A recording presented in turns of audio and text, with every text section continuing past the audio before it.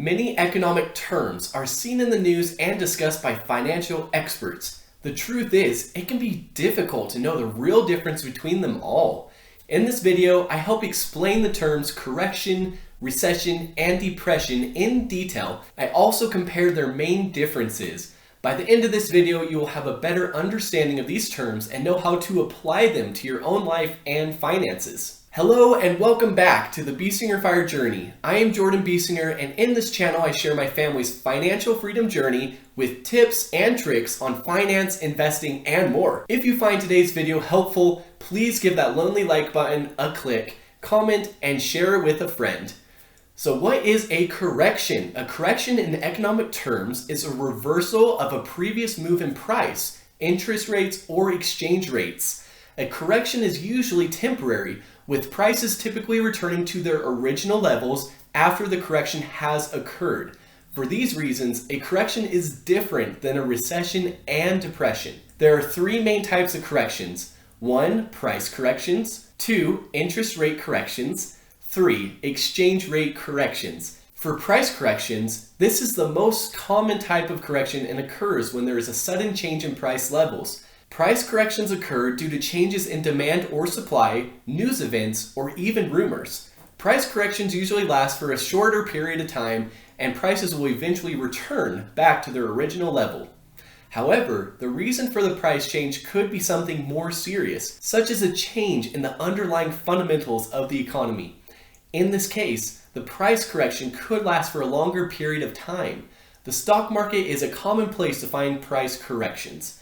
For example, a price correction happens when a company announces bad news and its stock price falls sharply. It could also happen when there's an overevaluation of stock and investors suddenly realize this and start selling. Now on to interest rate corrections.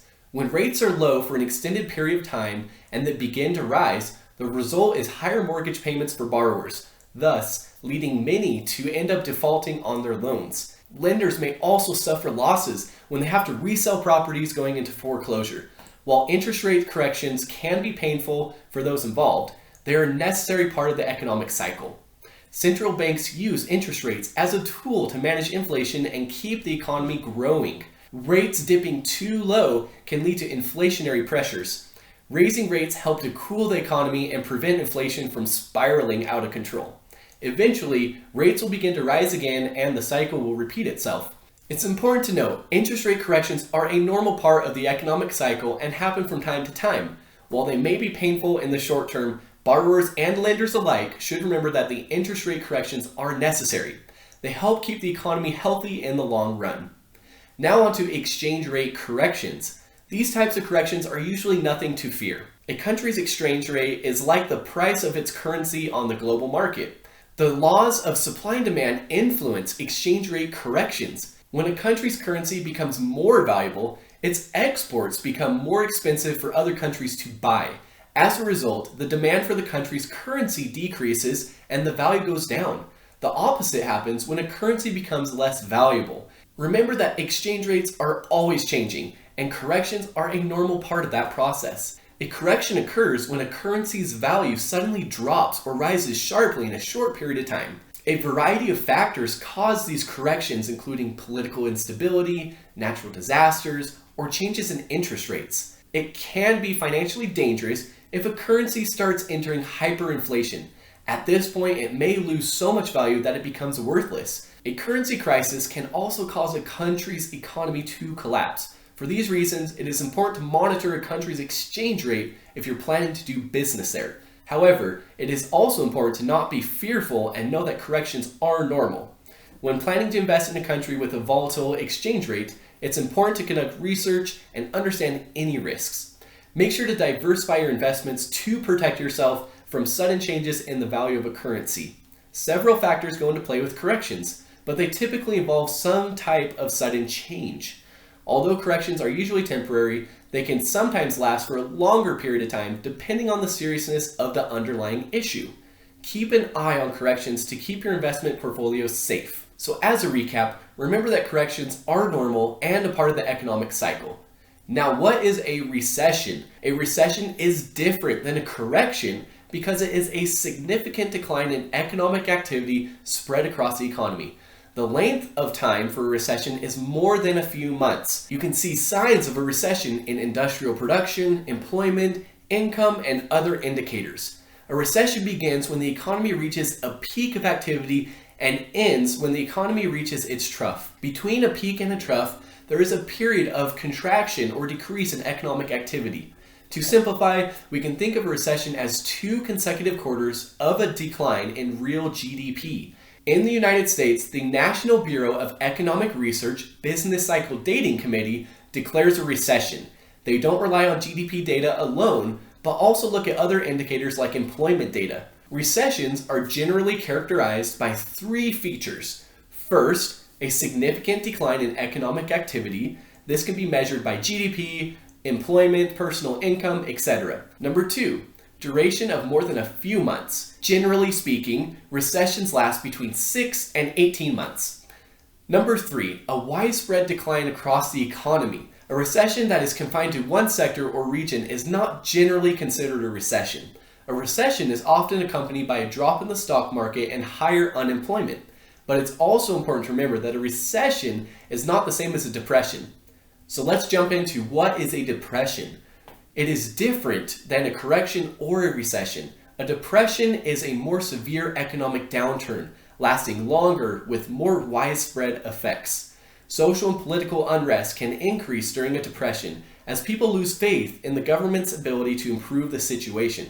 Depression-era literature often reflects this sense of hopelessness and despair. The Great Depression was the most significant economic downturn in modern history, lasting from 1929 to 1939. It led to widespread unemployment, poverty, and social upheaval across the globe. The Great Depression also had a major impact on the arts, with many artists exploring themes of despair and hardship in their work.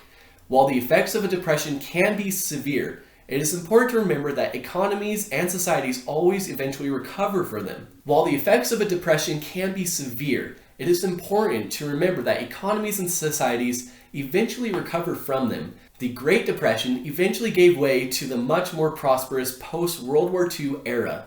So, while a depression can be a very difficult time, it is important to remember that things will eventually get better. Now, what are the main differences? The main differences between a correction, recession, and depression are the following. First, time period. A correction is a short-term decline in the stock market, lasting no more than a few months.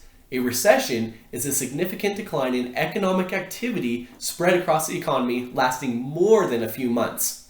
A depression is a more severe economic downturn, lasting longer with more widespread effects. Next is causation. A correction is often caused by a temporary imbalance in the market.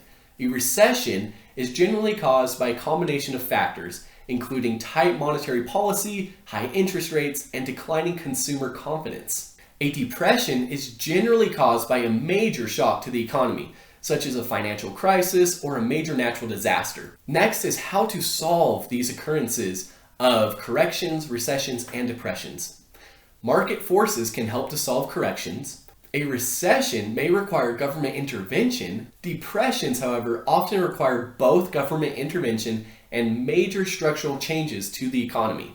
Okay, so let's talk about short-term effects. Corrections often lead to a decline in the stock market. Recessions can lead to a decline in economic activity. Depressions lead to a decline in both the stock market and economic activity. Now for next economic period. Both corrections and recessions are often followed by a period of growth. Depressions can be often followed by a period of stagnation or decline. As you can see, there are some major differences between a correction, a recession, and a depression. However, it is important to remember that all 3 of these terms refer to a decline in economic activity. Alright, so understanding these 3 different terms of correction, recession, and depression can help you better understand the current state of the economy and what you can expect for the future. If you're wondering whether we are in a correction, a recession, or depression, make sure to do your research and stay informed. Please drop a comment and like this video if you found it helpful. Make sure to subscribe so you don't miss out on new, fresh financial freedom content. We'll see you next time. Take care.